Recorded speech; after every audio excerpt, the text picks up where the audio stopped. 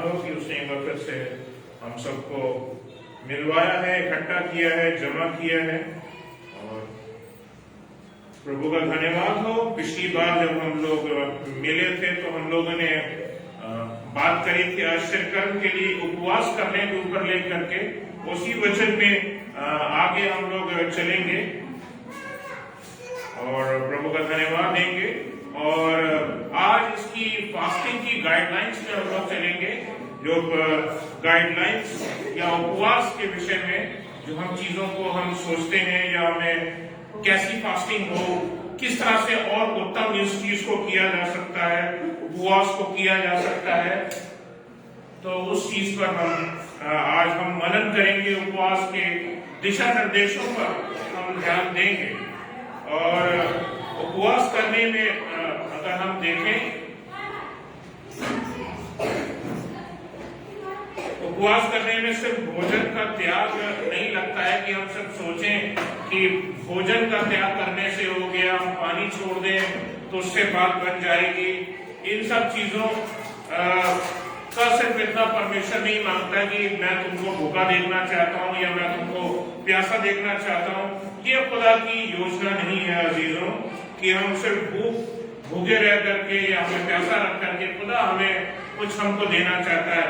बात इतनी नहीं है। असली उपवास के लिए योजना चाहिए होती है, असली उपवास के लिए बड़ी तैयारी की आवश्यकता पड़ती है और उससे बड़े बड़े काम हल हो सकते हैं। खुदावन के लोगों बहुत सारे तकलीफों से, बहुत सारे बंधनों से आजादी मिल सकती है।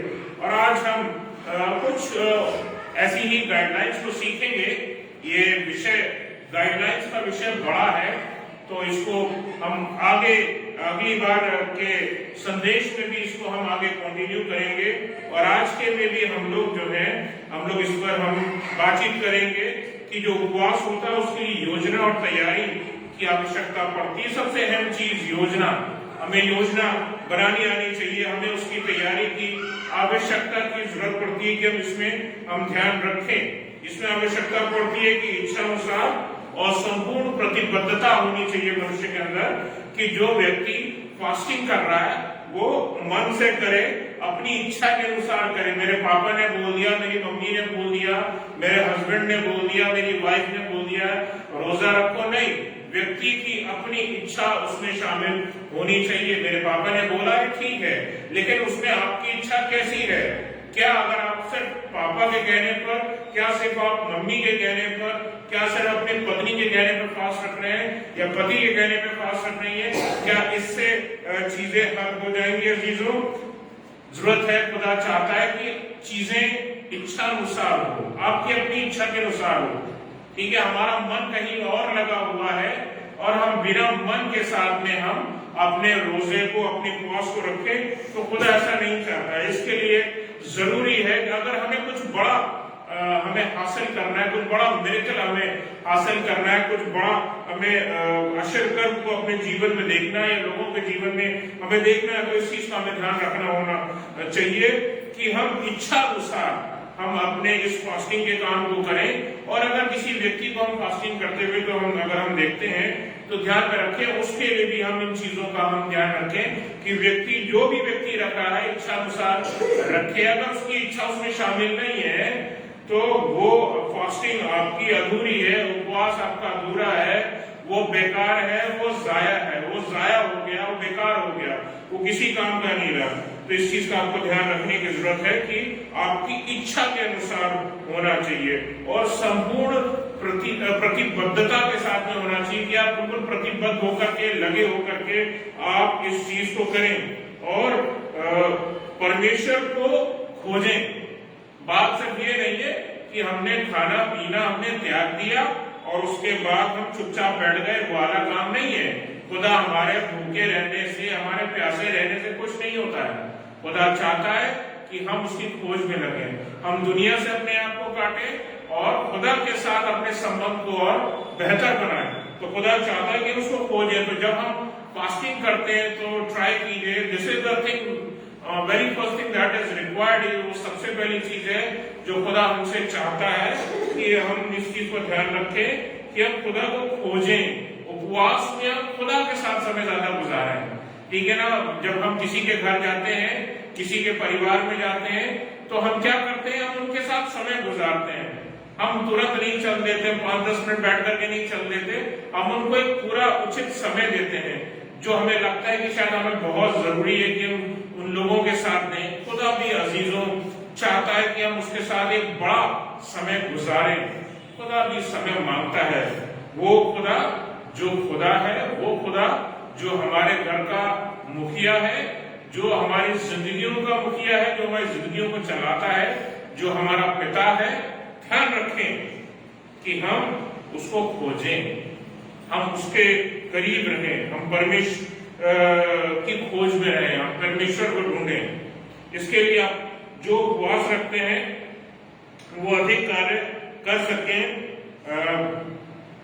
आपको कुछ ध्यान कुछ चीजों का आपको ध्यान रखना पड़ेगा फास्टिंग करते समय। जब हम चीजों की फास्टिंग करते हैं, सबसे पहले तो ये कि आप अपना जो प्रेयर टाइम है उसको प्लान आउट कीजिए। कोई अगर नया व्यक्ति है, कोई पहले से करते आ रहे हैं तो लोगों को पता है, लेकिन कुछ लोगों को अगर नहीं पता होता तो प्लान आउट कीजिए उसको। उसकी एक योजना बनाइए कि आपको अपना प्रार्थना का समय यानी खुदा से बातचीत करने का जो समय है उसको चौक आउट कीजिए, कि उसको पता लगाइए कि आपको कितना समय आपको रखना है इस चीज के लिए। ये निर्धारित कीजिए कि आपको प्रतिदिन कितना समय प्रार्थना में और परमेश्वर के वचन में पढ़ने में आपको व्यतीत करना है। ठीक है, ये नेसेसरी समय। और मैं फिर से वही बोलूंगा कि ये जो प्रार्थना का समय है, ये जो वचन पढ़ने का समय है, ये आपकी इच्छा के अनुसार होना चाहिए।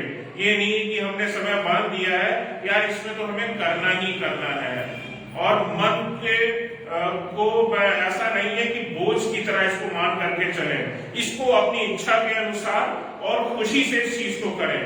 रोजा जो है वो खुदा के लोगों भले ही हमारे पेट का होता है और हम उन चीजों को ग्रहण नहीं करते हैं, लेकिन हम ध्यान रखें कि हम परमेश्वर के साथ में मेल रखते हैं, तो हम खुशी के साथ उन चीजों का हम मेल रखें, उसके साथ हम मिलें। ठीक है, तो परमेश्वर के वचन में पढ़ने में और प्रार्थना में हम अपने समय को हम गुजारें।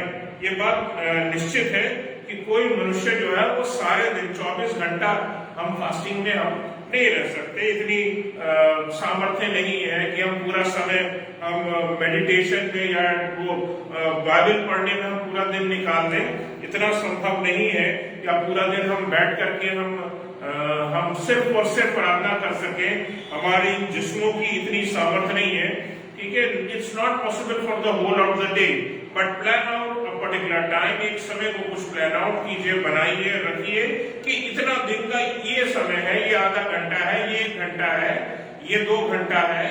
ठीक है, ये चीज तो हम इस समय में हम करेंगे। इस समय हम खुदा से बात करेंगे, इस समय हम प्रार्थना करेंगे, इस समय हम बाइबल पढ़ेंगे, हम इसमें हम बाइबल से हम सीखेंगे बाकी। और ये अजीजों मैं बताना चाहता हूँ कि स्पेशली खासतौर से अगर हम 1 डे का फास्ट करें तो दिन का प्रारंभ जो है हमेशा प्रार्थना से शुरू करें।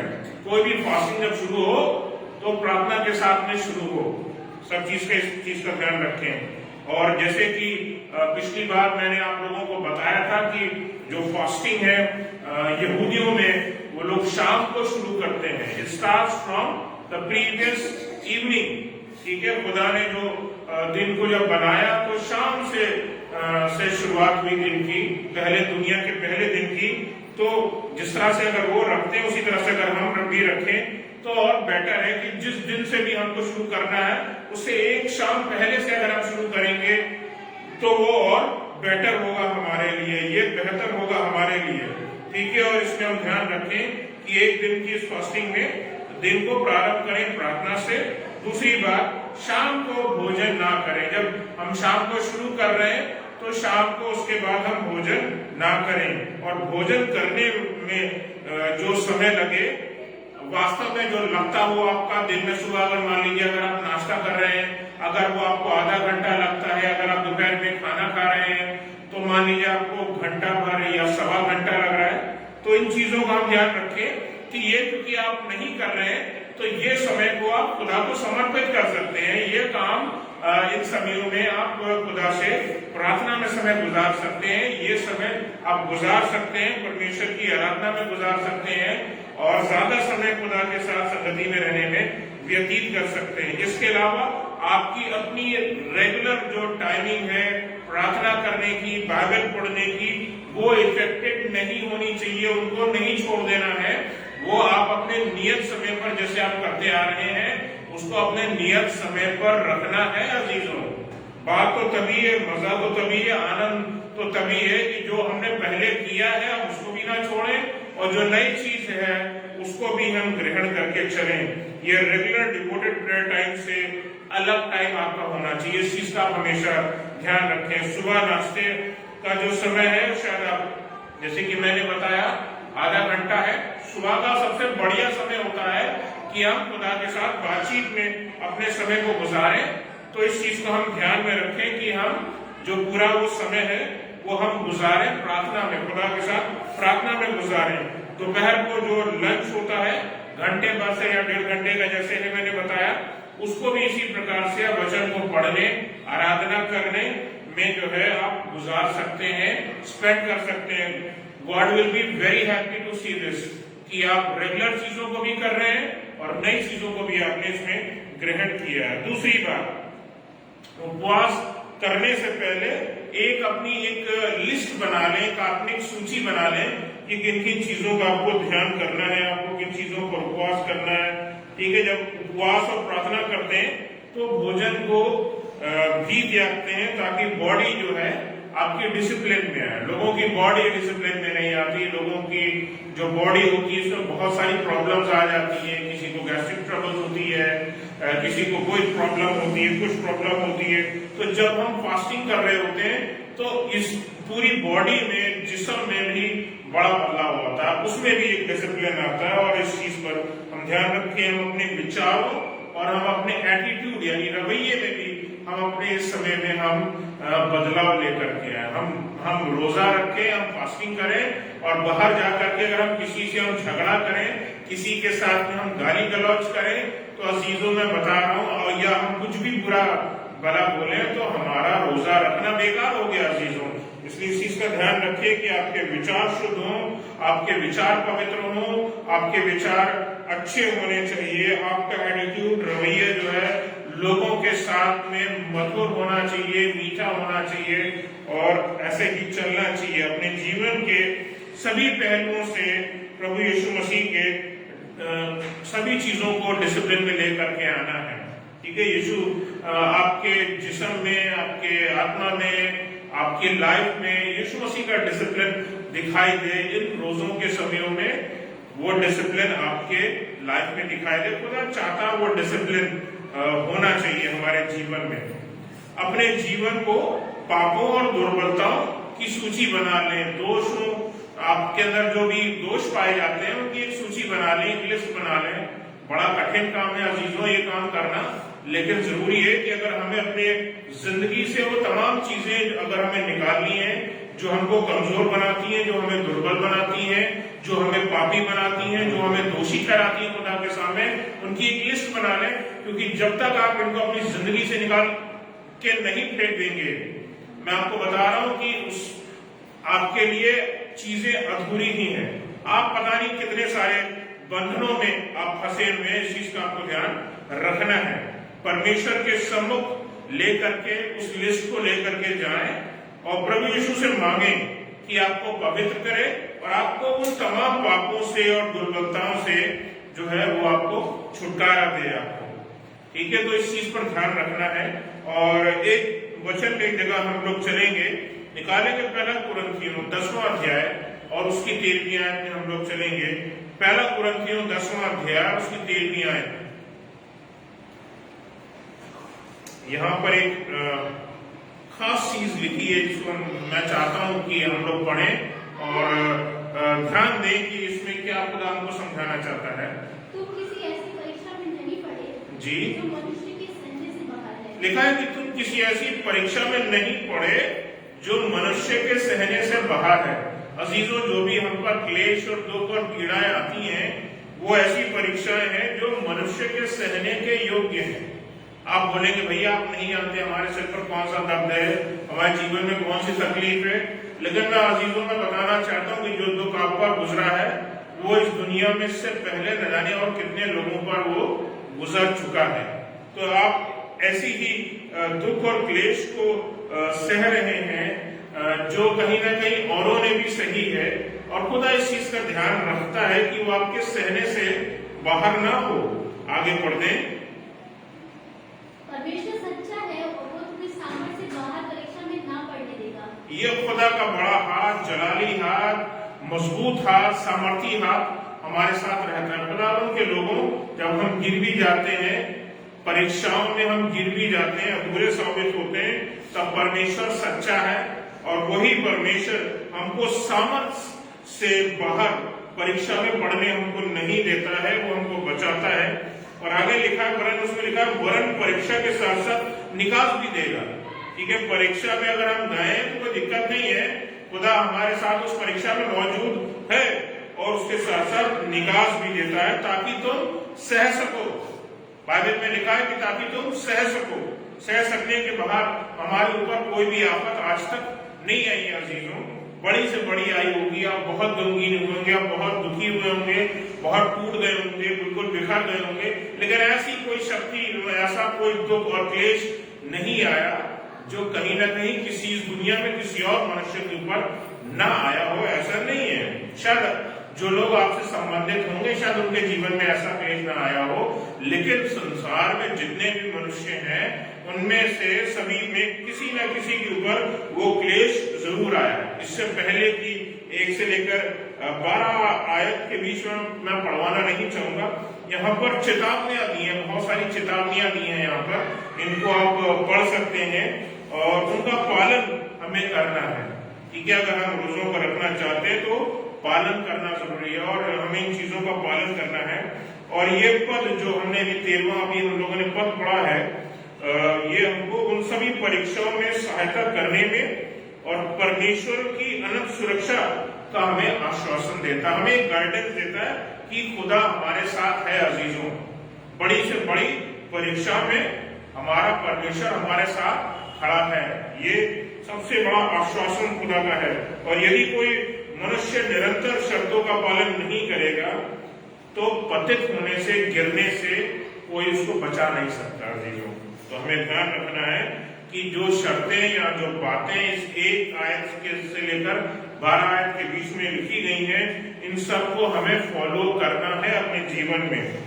हमारा स्थिर रहना, परमेश्वर पर विश्वास करना और परमेश्वर के साथ एकता में बने रहना और निरंतर प्रार्थना में लगे रहने पर चीजें जो है अजीजों निर्भर करती हैं कि ये सब चीजें हमारे जीवन में पाई जाएं, तो हम कितना ठीक ढंग से हम अपने जीवन में चलने पाते हैं। हमारा स्थिर रहना जो भी है अपने जीवन का, वो उसी के ऊपर निर्भर करता है। परमेश्वर पर विश्वास करने से और परमेश्वर के साथ एकजुट रहने से ही ये चीजें हो पाती हैं।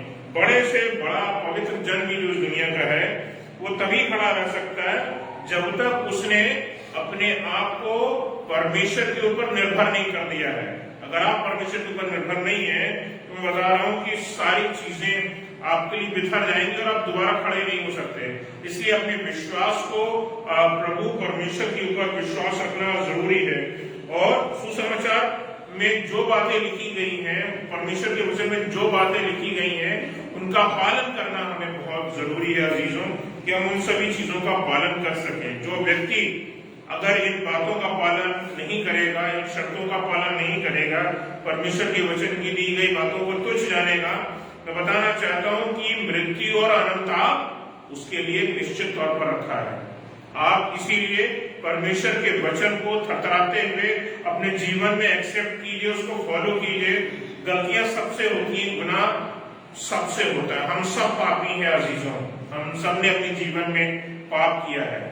लेकिन अजीजों इस चीज का ध्यान रखें, हमारे लिए छुटकारा मौजूद है यीशु मसीह के द्वारा से, और हम उस शर्त का पालन करें, उन चीजों का पालन करें, खुदा के पास जाएं, अपने विश्वास को खुदा पर बना करके रखें। तीसरी बात मैं बताना चाहता हूं, अपने हर एक जानकारी वाले जो पाप है जिसको आप जानते हो, जिन ऐसे भी पाप होते हैं अजीजों जिनको शायद आप नहीं जानते, आप भूल गए, आपको ध्यान नहीं, आपने किया और वो आपके चित्त से मिट गया, आपकी स्मृति से, आपकी सोच विचार से वो मिट गया। लेकिन हर एक वो पाप जो आपकी जानकारी में है उसको कम से कम आप अंगीकार करें, हर एक पाप को स्वीकारें। जब भी होता है सबसे पहले अजीजों कि अगर हमारे जीवन में हमारे द्वारा कोई गलती होती है, कोई पाप होता है, तो आप उसको अंगीकार तुरंत करने का ध्यान रखें, पश्चाताप करें, रिपेंट करना बहुत जरूरी है। अपने उस जो भी पाप आपसे हुआ है उसको तौबा करना जरूरी है। तौबा करने का मतलब अजीजों ये है, मतलब आपसे हम ये मांग रहे हैं, खुदा बाप ये गलती हमसे इस बार हुई है, आगे हम इन सब चीज से तौबा करते हैं, आगे हमसे सब चीजें ना होने पाए। खुदावंद तू हमारे सामर्थ्य देना, खुदावंद तू हमें शक्ति देना, और हम उस ओर दोबारा हम नहीं मुड़ना चाहते, उस ओर हम दोबारा नहीं जाना चाहते। अगर हम बार बार गुनाह कर रहे हैं तो हम हार की कगार पर खड़े हैं। हमने बार बार अपने आप को शैतान के हाथों में सौंप दिया है और वो हमारे साथ जिंदगी को खेलता है अजीजों। और पाप हमारी जिंदगी का एक ऐसा हिस्सा बन जाता है जिसमें कहीं ना कहीं हम अपने आप को पाते हैं कि हमें लगता है कि शायद हमारे लिए कोई चारा मौजूद नहीं है अजीजों, हम हार की कगार पे खड़े होते हैं। इस चीज का ध्यान रखें कि हम बार बार गुनाह करने से बचें।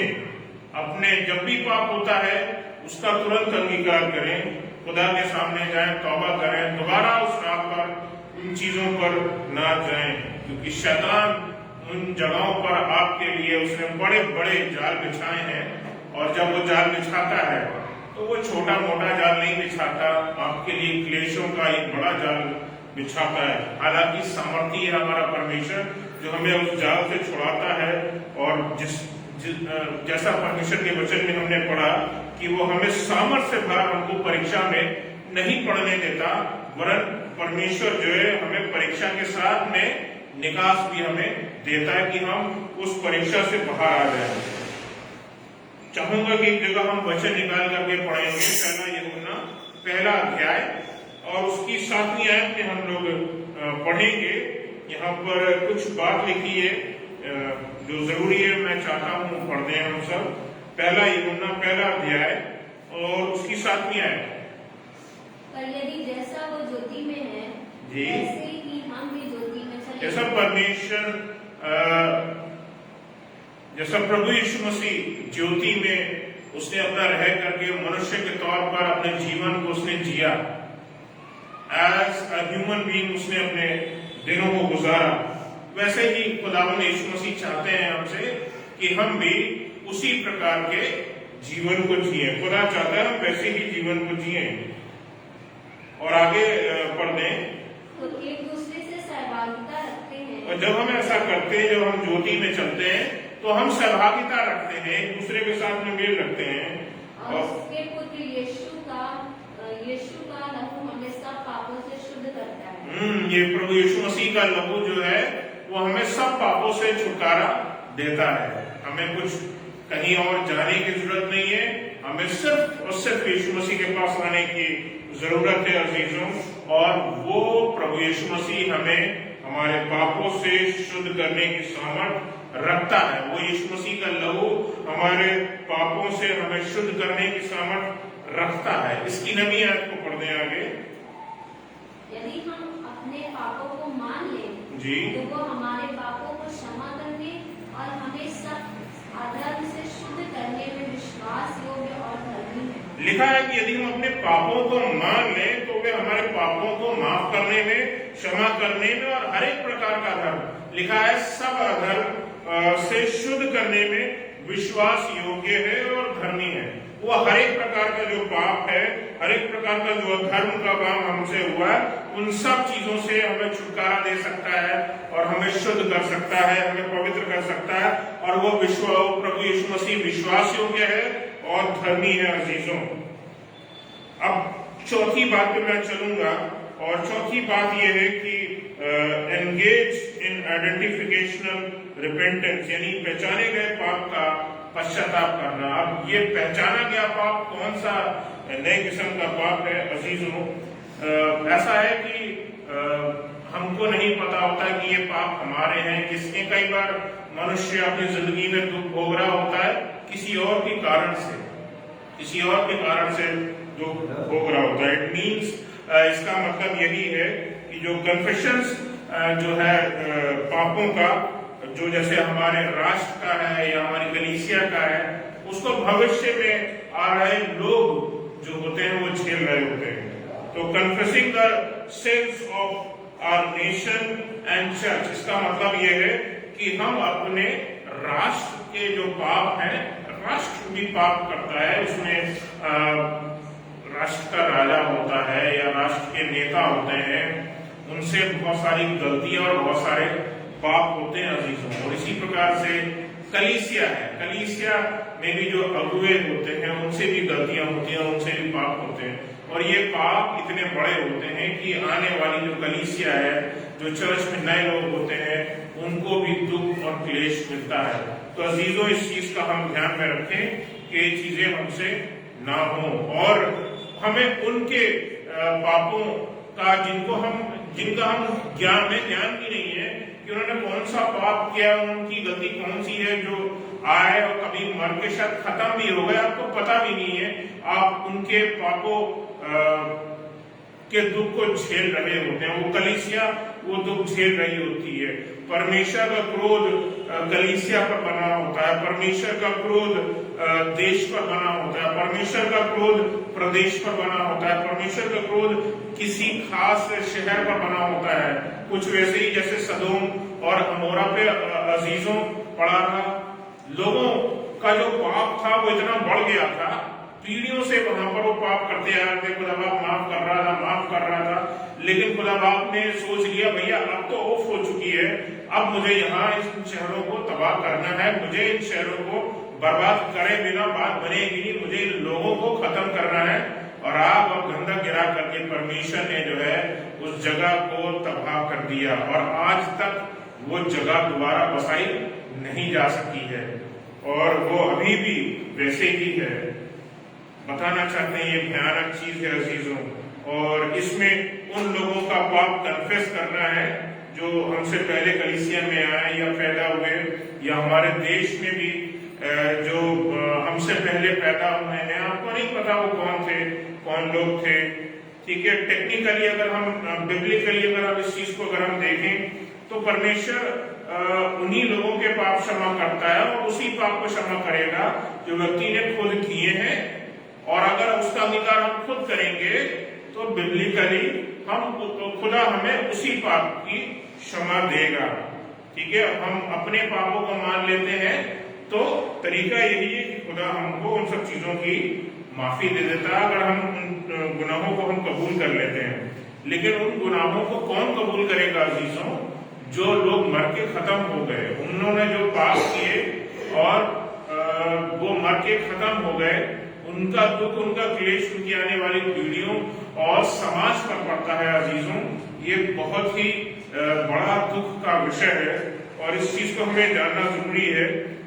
और उनके गुनाहों को कन्फेस करने में, उनको मान लेने से परमेश्वर द्वारा जो सजा मिल सकती है अजीजों, या जो परिणाम से उस परिणाम से जो सजा के उपरांत समाज जो झेल रहा हो, झेलता है, झेल सकता है अजीजों, परमेश्वर से अगर हम उनके उन तमाम पापों की अगर हम गवाही, उन सब चीजों की अगर हम माफी मांगेंगे अजीजों, वो लोग जो मर के खत्म हो गए, जिन्होंने बड़े बड़े गुनाह किए, पाप किए और हम नहीं जानते, वो आज से शायद 50 पीढ़ी पहले करे होंगे, हमें नहीं पता, लेकिन अजीजों उन्होंने कोई पाप किया, कोई गुनाह किया जो आज तक शायद समाज में चला आ रहा है, देश उस चीज को भुगत रहा है और क्लेश को झेल रहा है। तो हमें इन सब चीजों में हमें ध्यान रखना है। कई बार पाप ऐसे ही आता है, परिणाम और भयानक हो सकता है, और खुदा की इच्छा यही है कि हम ऐसे में हमारा देश, हमारे लोग, हमारा समाज बचाया जा सके। डैनियल नबी ने भी अपने पूर्वजों के पापों को कन्फेस किया था। माना था।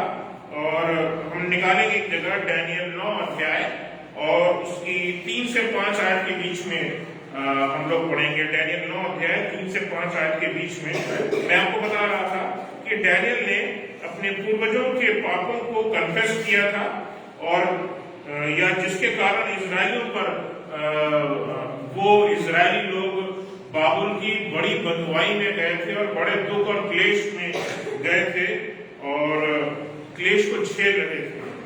तो डैनियल नबी की पुस्तक 9वां अध्याय उसकी 3 से 5 आयत को हम लोग पढ़ेंगे। तब मैं अपना मुख प्रभु परमेश्वर की ओर करके गिड़गिड़ाहट के साथ प्रार्थना करने लगा। डैनियल नबी ने भी जो है वो परमेश्वर से प्रार्थना करी और उपवास कर रात बैठकर वरदान मांगने लगा। मैंने अपने परमेश्वर यहोवा से इस प्रकार प्रार्थना की और पाप का अंगीकार किया। हे प्रभु, तू महान और भययोग्य परमेश्वर है, जो अपने प्रेम रखने और आज्ञा मानने वालों के साथ अपनी वाचा को पूरा करता और करुणा करता रहता है। हम लोगों ने तो पाप, क्रूरता और दुष्टता और बलवा किया है। जब इसने लिखा है अजीजों की हमने तो ऐसा किया है, तो वो अपने पाप के लिए बात नहीं कर रहा था अजीजों, वो पूरी इजरायली कौम के लिए बात कर रहा था अजीजों। आगे पढ़ दें। आज्ञाओं और नियमों को तोड़ दिया है। जी, उसने इस चीज को अंगीकार किया। उसने ये पाप उसने नहीं किया था, लेकिन उसने उस चीज का अंगीकार किया। प्रार्थना में उस चीज का अंगीकार किया, उसने इस चीज के लिए उपवास रखा अजीजों। तो हमें इस चीज पर हमें ध्यान रखना है। आगे पढ़ दें, 5 तक पढ़ दें पूरा। अब एक जगह और हम लोग चलेंगे। नहीमिया ने भी कुछ इसी प्रकार से जो है वो रिपेंटेंस का काम किया है। और नहीमिया 1 अध्याय और उसकी 5 से लेकर 7 आयत के बीच में हम लोग पढ़ेंगे। नहीमिया 1 अध्याय और उसकी 5 से लेकर 7 आयत के बीच में। जी, हे महान और भययोग्य ईश्वर, जी, तू जो अपने प्रेम रखने वाले और आज्ञा मानने वाले के विषय अपनी वाचा पालता और उन पर करुणा करता है, तू कान लगाए और आंखें खोले रहे कि जो प्रार्थना में तेरा दास इस समय तेरे दास इस्राएलियों के दिन रात करता रहता हूँ, उसे तू सुन ले। मैं इस्राएलियों के पापों को जो हम लोगों ने तेरे विरुद्ध किए हैं मान लेता हूँ। मैं और मेरे पिता के घराने दोनों ने पाप किया है। हमने तेरे सामने बहुत बुराई की है और जो आज्ञाएं विधियां तूने अपने दास मूसा को देते हो तो हमने नहीं माना। उस वचन की सुधि ले जो तूने अपने दास मूसा से सिखाता है कि तुम लोग विश्वासघात करो तो मैं तुमको देश देश के लोगों में पवित्र होगा। प्रभु चाहता है कि कोई अपने लोगों में से खड़ा हो, जो पुराने लोगों ने, जो गुजर गई कौम, जो पीढ़ी गुजर गई, उन लोगों ने जो गलतियां करी, उनके लिए कोई शख्स खड़ा हो और उन चीजों की माफी मांगे। यहाँ पर हमने नहीमिया के विषय में जाना, यहाँ पर हमने डैनियल नबी के बारे में जाना कि उन लोगों ने जिनका खुद में अपने आप में परमेश्वर के साथ में संबंध क्लीन था, बहुत अच्छा था, लेकिन उन्होंने उन लोगों के विषय में माफी मांगी, रिपेंटेंस किया, उपवास किया कि इन चीजों को करें, ताकि वो बड़े बंधन जो समाज के हैं, वो बड़े बंधन जो देश के हैं, वो बड़े बंधन जिसमें हम अपने देश को, अपने प्रदेश को, अपने शहर को, अपनी जाति के लोगों को हम फंसा हुआ देखते हैं, हम उससे आजाद हो सकते हैं। हमें नहीं पता